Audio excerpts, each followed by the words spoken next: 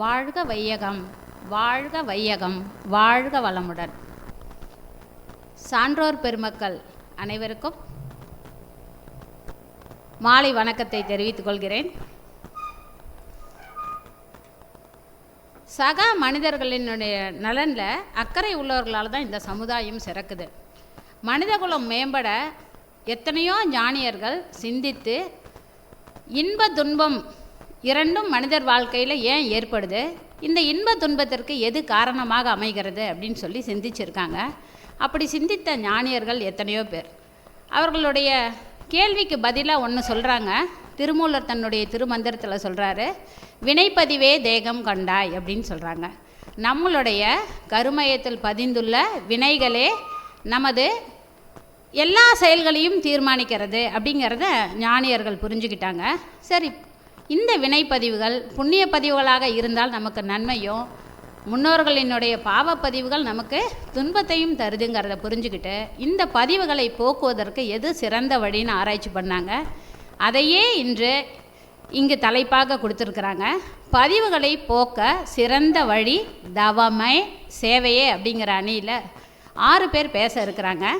அதில் தவமே அப்படிங்கிற அணியில் பேராசிரியர் சி பவானி அவங்க சென்னையிலிருந்தும், செல்வன் துணை பேராசிரியர் அரக்கோணத்திலிருந்தும், பேராசிரியர் சுப்பிரமணியன் ஐயா அவர்கள் திருப்பூரிலிருந்தும் உங்களிடம் தவமே என்ற தலைப்பில் வினைப்பதிவுகளை போக்குவதற்கான வழிகளை கூற இருக்கிறாங்க.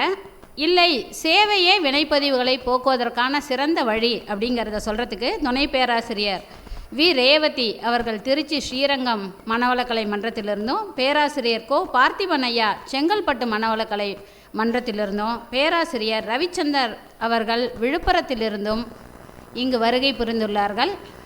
இதில் முதல் நிகழ்வாக பேராசிரியர் சி பவானி இவர்களை பற்றி ஒரு சின்ன அறிமுகம். சென்னையிலேருந்து வந்திருக்காங்க. மனவளக்கலையில் 17 ஆண்டுகள் பணி செய்து வருகிறாங்க. MA yoga for human excellence படிச்சிருக்காங்க. ஞானாசிரியர் விருது பெற்றவராக இருக்காங்க. கல்லூரியில் சேவை புரிகிறாங்க. தவமயத்திலும் சேவை புரிந்து வருகிறார்கள். இவர்கள் வினைப்பதிவை போக்குவதற்கு சிறந்த வழி தவமே என்ற தலைப்பில் தங்கள் முன் அவரது கருத்துக்களை முன்வைக்க வருகிறார்கள். வாழ்க வளமுடன்.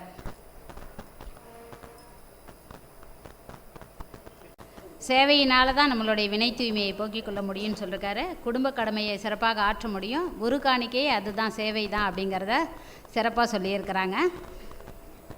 இப்போ ரொம்ப குழப்பமாக இருக்குது. பதிவுகளை போக்குவதற்கான சிறந்த வழி தவமா சேவையா அப்படிங்கிறது கொஞ்சம் யோசிக்க வேண்டிய ஒரு விஷயமா இருக்குது. இதுக்கு நம்ம எப்பவும் போல் என்ன பண்ணுறோம், தன்னை உணர்ந்த ஞானிகளை தான் எடுத்துக்கிறோம். தன்னை உணர்ந்த தத்துவ ஞானிகள் முன்னை வினையின் முடிச்சை அவிழ்ப்பார்கள், பின்னை வினையை பிடித்து பிசைவார்கள்ங்கிறாங்க. தன்னை உணர்ந்த தத்துவ ஞானிகளால் தான் பதிவுகளை போக்க முடியுது. அப்போ தன்னை உணர்தல் அப்படிங்கிறது இறைநிலையை உணர்தல் தானே. தான் யார் அப்படிங்கிற இறைநிலையை உணர்தல், அதை திருமந்திரம் சொல்லுது.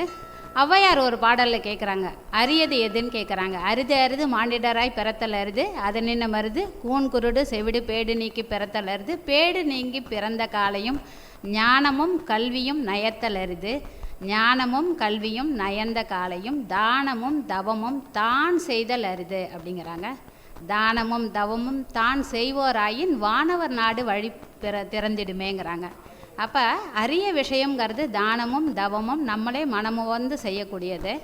அப்படி நம்ம செய்துட்டா வானவர் நாடு வழி திறக்குதுன்னா என்ன அர்த்தம், இறைநிலையை உணர்ந்த பிறவா நிலையை நம்ம அடையிறதுக்கான வழிகளாக ஔவையார் என்ன சொல்கிறாங்க, தானமும் தவமும் அப்படிங்கிறத சொல்லியிருக்காங்க. திருமந்திரத்தில் ஒரு பாடல் சொல்கிறாங்க, திளைக்கும் வினைகடல் தீர்வுறு தோணி இளைப்பினை நீக்க 2 வழியுண்டுங்கிறாங்க. கிளைக்கும் தனக்கும் அக்கேடில் முதல்வோன் விளைக்கும் தவம் அறம் ஏற்றுணையாமே அப்படிங்கிறார். பிறவி பெருங்கடல், இந்த பிறவி எடுத்துட்டேன் நான், என்னுடைய பதிவுகளை போக்குவதற்கு என்ன வழி அப்படிங்கிறதுக்கு அவர் சொல்கிறாரு, திருமூலர் சொல்கிறாரு, விளைக்கும் தவம் அறம் ஏற்றுணையாமே, தவமும் அறச்செயல்களும் தேவை அப்படிங்கிறாரு திருமூலர் தனது திருமந்திரத்தில். பாரதியார் சொல்கிறாரு, செய்க தவம் செய்க தவம், தவம் செய்தால் எய்த விரும்பியதை எல்லாம் எய்தலாம்ங்கிறாரு. வையகத்தில் அன்பிற் சிறந்த தவமில்லை, அன்புடையார் இன்புற்று வாழ்தல் அரிது அப்படிங்கிறாங்க. பாரதியார் ஒருபடி மேலே என்ன சொல்கிறாரு, நீங்கள் தவம் செய்ய செய்ய அன்பானவராக மாறிடுவோம். நம்மளுடைய இறைநிலை உணர்ந்துட்டா என்னுள்ளே இருக்கின்ற இறைநிலை தான் எல்லாருள்ளும் இருக்குது. இப்போ அம்மா சொன்னாங்கல்ல காந்த தத்துவம், அந்த காந்த தத்துவத்தை புரிஞ்சுக்கிட்டோம் அப்படின்னா எல்லாரிடத்திலும் இறைநிலை உணர்தல்னா என்ன, அனைவரிடத்திலும் அன்பும் கருணையும். அப்போ ஆழ்ந்து தவம் செய்யும்போது நம்ம என்னவா மாறிடும், அன்பும் கருணையுமே உடையவராக நம்ம மாறிடுவோம். அதுதான் இறைநிலை உணர்தல். அப்போ அன்பும் கருணையுமா மாறினா மட்டும்தான் நம்மளால் என்ன பண்ண முடியும், பிற துன்பப்படும் உயிர்களை எல்லாம் பார்த்து அவர்களுக்கு தொண்டு செய்ய முடியும். அப்போ பாரதியார் அன்புடையார் இன்புற்று வாழ்தல் இயல்பு அப்படிங்கிறாங்க. அப்போ நமக்குள்ளே அன்பு வந்துடுச்சுன்னா எப்போவுமே எப்படி தான் இருப்போம், யாரை பார்த்து நமக்கு இந்த அருகுண சீரமைப்பு தனியாக நமக்கு தேவையே இல்லை, எப்போதுமே எல்லோரிடத்திலும் அன்பும் கருணையுமாக இருப்போம் அப்படிங்கிறாங்க. திருவள்ளுவர் தவம் பற்றி சொல்லும்போது, தவம் செய்வார் தம் கருமம் செய்வார் மற்றோரெல்லாம் அவம் செய்வார் ஆசை வயப்பட்டு. தவம் செய்யாத வரைக்கும் நம்ம என்ன பண்ணிக்கிட்டே இருப்போம், புலன் வயப்பட்ட வாழ்க்கையின் பின்னாடி ஓடிக்கொண்டே இருப்போம். அருகுணம் சீரமையவே அமையாது. தவம் செய்யும்போது மட்டும்தான் என்ன பண்ணுறோம், புலன் வயப்பட்ட வாழ்க்கையிலிருந்து மாறி மனமானது அறிவு வயப்பட்ட வாழ்க்கைக்கு மாறும் அப்படிங்கிறாங்க. சரி, எல்லாத்தையும் விட்டுட்டு அடுத்து மகரிஷி வருவோம். மகரிஷி என்ன சொல்கிறார் அப்படின்னா, நன்று என்று கண்டபடி செயல்கள் ஆற்றும் நற்பண்பு புலன்களுக்கு அமைந்தே போகுங்கிறார். எப்போ அமையும், ஒன்றி நின்று அறிவை பழக்க உறுதி நுட்பம் சக்தி இவை மிகுதியாகுங்கிறாங்க. நம்ம புருவத்திடையே மனதை வைத்து தவம் உயிரின் மீது மனதை வைத்து அந்த தவம் செய்ய செய்ய செய்ய தான் நம்மளுடைய புலன்களுக்கு என்ன வரும் அப்படின்னா, நன்று என்று கண்டபடி செயல்கள் ஆற்றும் நற்பண்பு புலன்களுக்கு கிடைக்குங்கிறாங்க. அடுத்து மகரிஷி சொல்கிறாங்க, தவம் முறையும் அறநெறியும் பற்ற தருக்கென்ற தன்முனைப்பு குறைந்து போகுங்கிறாங்க. பாருங்கள், தவத்தினுடைய சிறப்பு. அறநெறி அப்படிங்கிறதுக்கு நம்ம சங்க இலக்கியத்தில் நிறைய பொருள்கள் இருக்குது. ஒழுக்கம், சேவை, தொண்டு, பசிப்பினி தீர்த்தல் எல்லாமே அறச்செயல்கள். அதான் அறம் செய்ய விரும்புன்னு சொல்கிறாங்க. அப்போ மகரிஷி சொல்கிறாரு, தவ முறையும் அறநெறியும் பற்ற தருக்கென்ற தன்முனைப்பு குறைந்து போகுங்கிறாங்க. அப்போ நம்மளுடைய பாவ வினைகள் புதிது எழா முன்னம் செய்த பதிவுகளும் மறைந்து மெய்ப்பொருள் காணும்னு மகரிஷி சொல்கிறாங்க. இப்போ மகரிஷி சொன்னதுக்கே நான் வந்துடுறேன். தவம் செய்ய செய்ய என்ன நடக்கும் அப்படின்னா, தவம் செய்ய செய்ய நம்மளுடைய அருகுணம் சீராகும், நாம் யாருங்கிறத உணர்ந்துடுவோம். எல்லா மக்கள்கிட்டையும் அன்பும் கருணையும் வந்த பிறகு தான் நம்மளால் என்ன பண்ண முடியும், சேவை செய்ய முடியும்.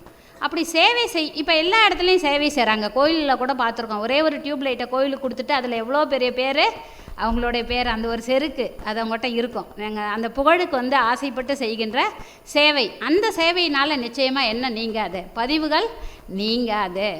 பிற உயிர்களினுடைய துன்பத்தை கண்டு நாம் செய்கின்ற எல்லா சேவைகளுமே நிச்சயமாக எதை பண்ணோம், பதிவுகளை போக்கும். அப்போ தவம்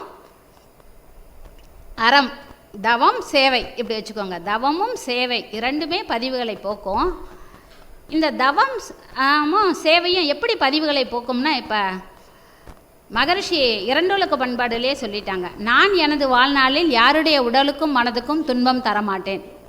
நம்ம துன்பம் பிறருக்கு தராமல் இருக்கிறதுக்கு ஒரு மன வலிமை வேணும். அந்த மன வலிமையை எது கொடுக்கும், தவம் தான் கொடுக்கும். அந்த மன வலிமை இருந்தால் மட்டும்தான் நம்ம என்ன பண்ண முடியாது, பதிவுகளை ரெண்டாக பிரிக்கிறாங்கல்ல, பழைய வினைகள் புது வினைகள். நான் பிறக்கும்போதே என்னுடைய பெற்றோரிடமிருந்து எடுத்து வந்த பழைய வினைகளை போக்குவதற்கு எனக்கு எது உதவுதுன்னா, தவம் தான் உதவுது. சஞ்சித கர்மாவும் பிராராப்த கர்மாவும் நீங்குவதற்கு தவம் செய்து செய்து இறைநிலையை உணர்ந்து பிற உயிர்களுக்கு துன்பம் செய்யாமல் இருக்கும்போது தான் எனக்கு புதிய வினைகள் தோன்றாது, புதிய பதிவுகள் தோன்றாது. நினச்சி பாருங்கள், என்னுடைய அக்கௌண்ட்டில் 100 இருக்குது, என்னுடைய கருமையத்தில் என்னுடைய பதிவுகள், முன்னோர்கள் கொடுத்த பதிவுகள் 100 வச்சுருக்கிறேன். எனக்கு அது 101 மாறாமல் இருக்கணும்னா நான் என்ன பண்ணக்கூடாது, எந்த உயிருக்கும் துன்பம் செய்யக்கூடாது. அப்போ துன்பம் செய்யாமல் இருக்கக்கூடிய மன வலிமையை கொடுப்பது தவம்.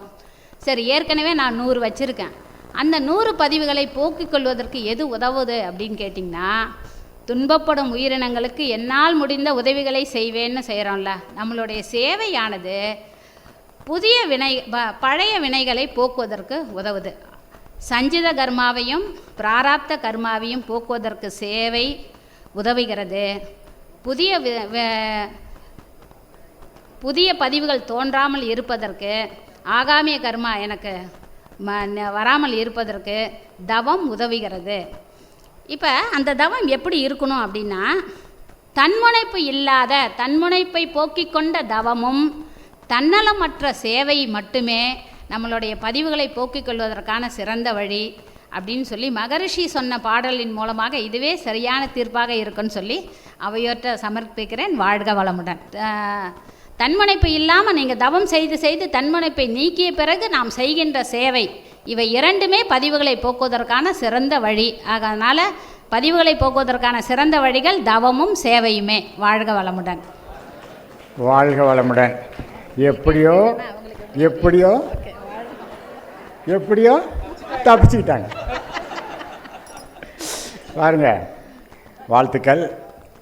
மிக சிறப்பாக நடுவராக இருந்து இரண்டு தரப்புகளையும் சிறப்பாக நடத்தி சேவை எப்படி, அதாவது பாவ பதிவுகளை போக்குவதற்காக சேவையே தவமே அப்படின்ற தலைப்பில் பேசினவங்க ரெண்டும் சேர்த்து அட்டாச் பண்ணி திருப்பி சொல்லிட்டாங்க. பாருங்கள், எனக்கு எதுக்கு இவங்கக்கிட்ட நான் பாவத்தை வாங்கணும், இன்னொரு பதிவை வாங்கணும், சரி அவங்களுக்கு சொன்னால் இவங்ககிட்ட வாங்கணும், இவங்களுக்கு சொன்னால் அவங்கக்கிட்ட வாங்கணும், அதனால் எனக்கு எந்த பாவம் ரொம்பவே வேண்டாம், ரெண்டு பேரும் பொதுவாக போட்டலாம்னு சொல்லிட்டாங்க. உண்மைதான். திளைக்கும் வினைகடல் தீரிரு தோணி இழைப்பினை நீக்க இருவழி உண்டு, தனக்கும் கிளைக்கும் அக்கேடில் முதல்வன் விழைக்கும் தவம் அறமே துணையாமே என்று திருமூலர் சொல்லியிருக்கிறாரு. அதெல்லாம் மனதில் வச்சுட்டு தான் சொன்னாங்களே என்னமோ தெரியல. பட் இருந்தாலும் தீர்ப்பு சொல்லிட்டாங்க. வாழ்த்துக்கள். அவங்களை ஒட்டுமொத்தமாக வாழ்த்திடலாம். இந்த விவாத மேடையை சிறப்பாக நடத்தி நடுவராக இருந்து சிறப்பாக நடத்தி கொடுத்த அனைத்து பேராசிரியர் பெருமக்களும், அவர்தம் உடல் நலம், அவர்தம் அன்பு குடும்பம், அவர்களின் அனைத்து பணிகளும் சிறப்பாக நடைபெற வாழ்த்துக்கள் அம்மா. வாழ்க வளமுடன்.